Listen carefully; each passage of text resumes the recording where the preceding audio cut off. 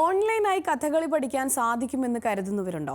പൂർണ്ണമായും ഓൺലൈനിൽ പഠിച്ച് കഥകളിയിൽ അരങ്ങേറ്റം കുറിച്ചിരിക്കുകയാണ് കോട്ടയം മാഞ്ഞൂർ സ്വദേശിനിയായ ലക്ഷ്മി എന്ന കലാകാരി. അമേരിക്കൻ പ്രവാസിയായ ലക്ഷ്മി കലാമണ്ഡലം രാജീവ് നമ്പൂതിരിയുടെ ശിക്ഷണത്തിലാണ് ഓൺലൈനായി കഥകളി പഠനം പൂർത്തിയാക്കിയത്.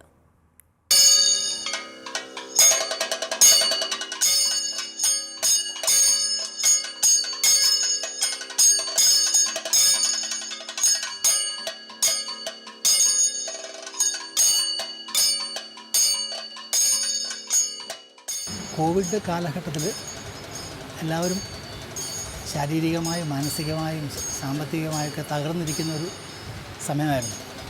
അപ്പോൾ മനസ്സിനൊരു സന്തോഷത്തിന് വേണ്ടി നേരത്തെ ഈ കഥകളി ക്ലാസ് ചെയ്തതിൻ്റെ ഒരു ഡെമോ ക്ലാസ്സുകൾ ചെയ്തുള്ള ശീലമുണ്ടായിരുന്നു.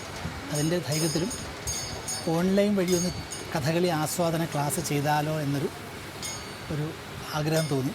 പരീക്ഷണം നടത്താമെന്ന് കരുതി. അതിനെക്കുറിച്ച് വലിയ ഗ്രാഹ്യമൊന്നുമില്ലായിരുന്നു.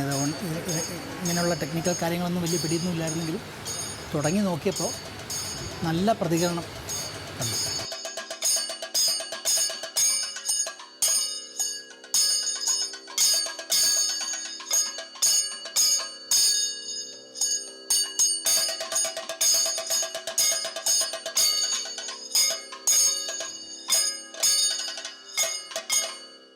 കഥകളിയിലെ അടിസ്ഥാന പാഠങ്ങളും ഇപ്പോൾ ഈ സന്താനഗോപാലം കഥയിൽ കൃഷ്ണനും അത്യാവശ്യം ഒക്കെ ചെയ്യാറായത്. അങ്ങനെ ലക്ഷ്മിയുടെ ഏറ്റവും വലിയ ആഗ്രഹമാണ് കഥകളി ഒന്ന് വേഷത്തിൽ ചെയ്യുക എന്നുള്ള വലിയൊരു ജീവിതാഭിലാഷമാണ്.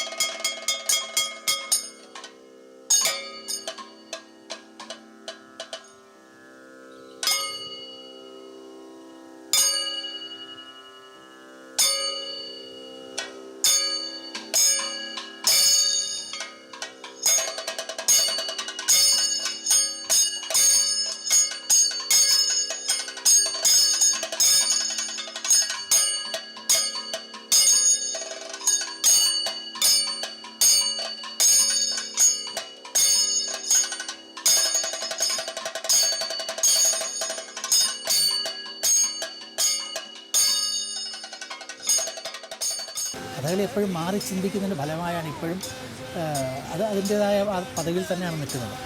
പലർക്കും തോന്നാം കഥകളി പക്ഷെ അങ്ങനെയല്ല. കഥകളി ഉയർന്നുകൊണ്ട് തന്നെ ഇരിക്കുകയാണ്. അപ്പോൾ മാറ്റങ്ങൾ വരണം. ഇങ്ങനെ മാറ്റങ്ങൾ വന്നില്ലെങ്കിൽ ഇനിയുള്ള കാലഘട്ടത്തിലൊക്കെ തിരക്ക് പിടിച്ച കാലഘട്ടമാണ്. അപ്പോൾ ഗുരുവിൻ്റെ അടുത്ത് പോയി പഠിക്കാനോ അങ്ങനെയുള്ള സമയമൊന്നും അധികം ഇല്ലാതെ. അപ്പോൾ ഇങ്ങനെയും കൂടി ഒന്ന് ശ്രമം നടത്തുകയാണെങ്കിൽ ഒരു വലിയ സാധ്യതയാണ്. കുറച്ച് പേര് പഠിക്കുന്നത് മാത്രമല്ല, ഇതിനോടൊരു മനോഭാവം മാറും.